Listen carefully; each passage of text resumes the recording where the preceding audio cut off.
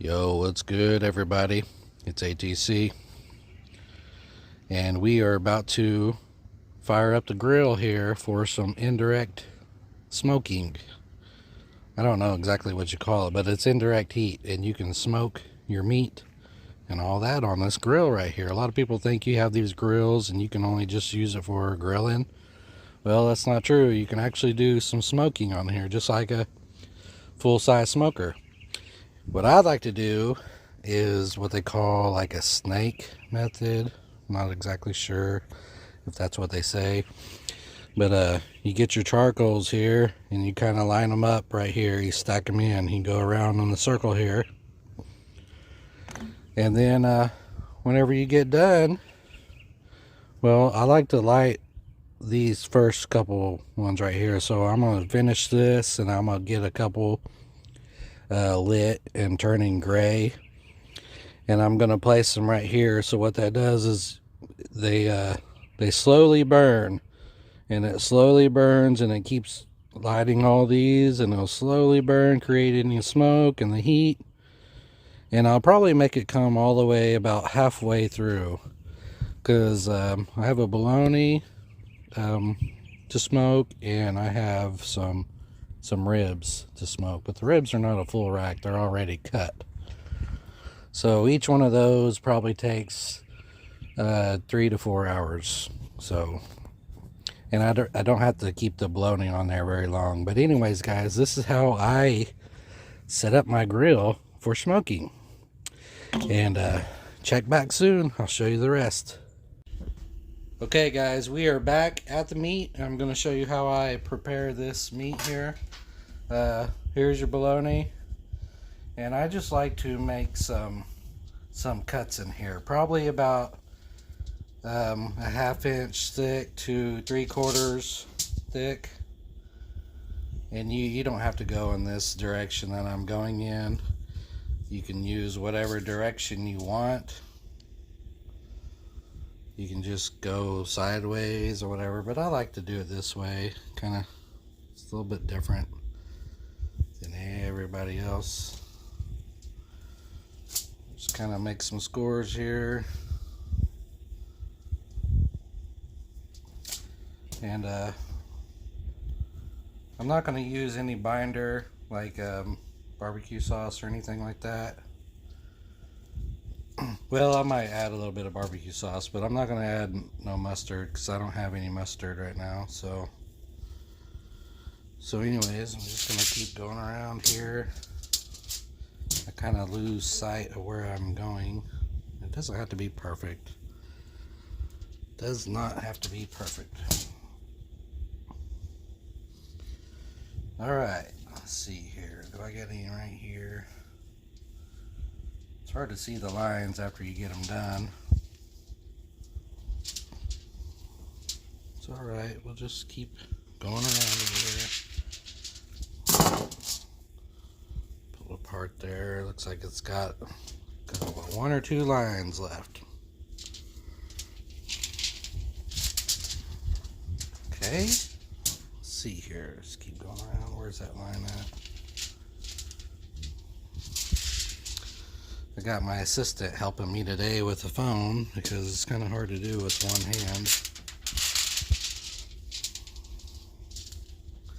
And what this does is it helps the smoke flavor kind of get into the meat a little bit more. Okay, so what I'm going to do is hit it with some season here.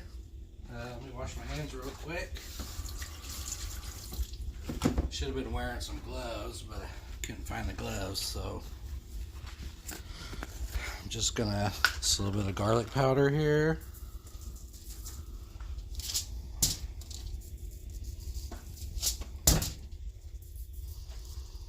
And a little bit of onion powder here. Make sure you guys are using powder. Like if you use garlic and onion, because if you have garlic salt and or onion salt, you're just adding a lot of salt to it. That's all you're doing. And it's, you know, it's just like a watered down version of the powder. So here's just a little bit of seasoned salt, like all-purpose seasoned salt here.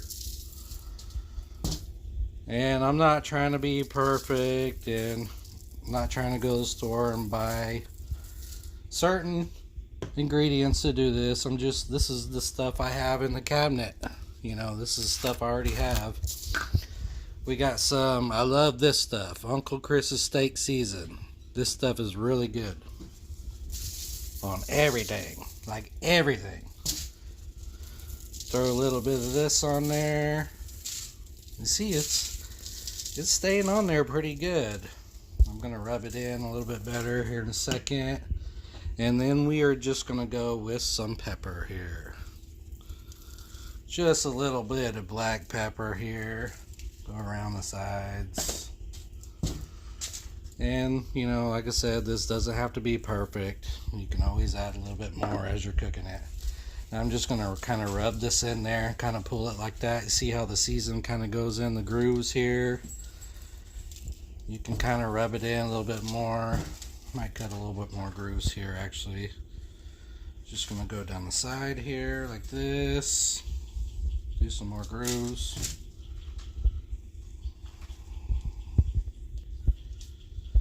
Okay, keep going around here. I don't know where the other groove is. Okay. Alright, I think that's done. I'm gonna set that bad boy to the side here in my tray. Now I do have some of these little boneless ribs already, and I'm just gonna throw those puppies on there and give those things the same treatment as I did the ribs. Let me wash my hands right quick.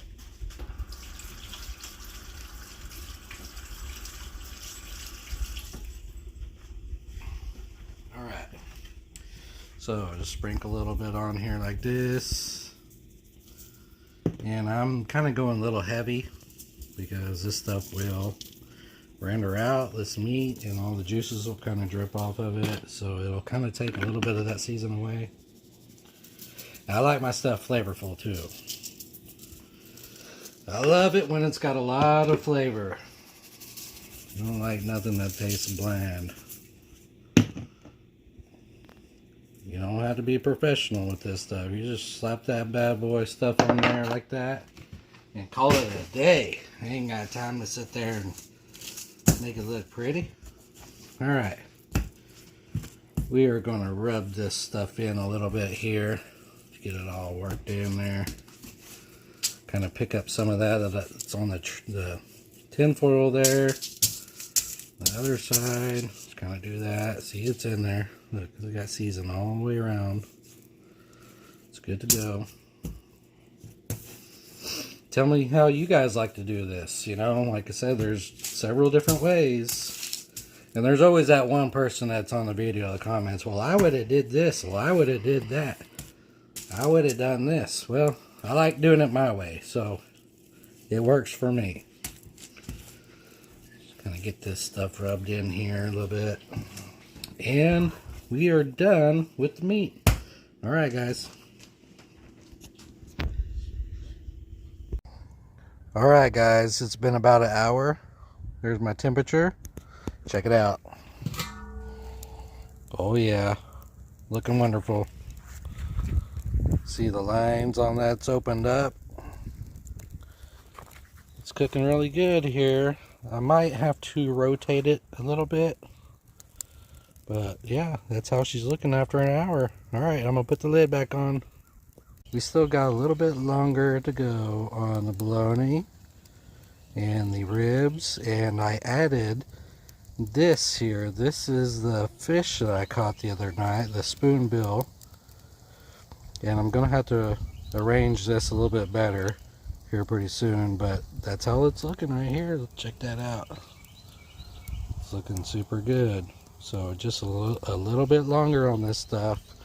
The fish only takes probably 30 minutes or so. I'm not going to really like smoke it. It's more kind of going to be like a grilled fish.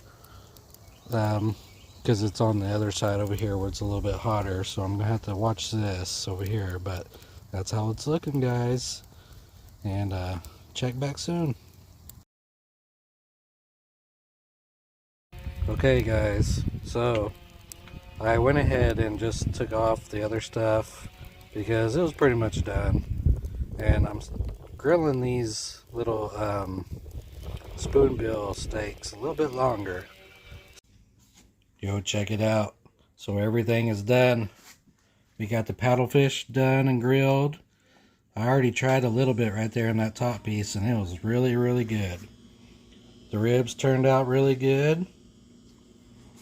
I'm just going to pull into this little rib right here and see how well it looks. And I'll show you on the camera if I can get my assistant to hold the camera for me. Check it out. Oh yeah, it's looking really good. Falls apart real nicely. Oh yeah, good stuff. Alright guys, well I appreciate you guys watching my channel and watching this little smoking vid. So I'll see you guys on the next one. Cheers.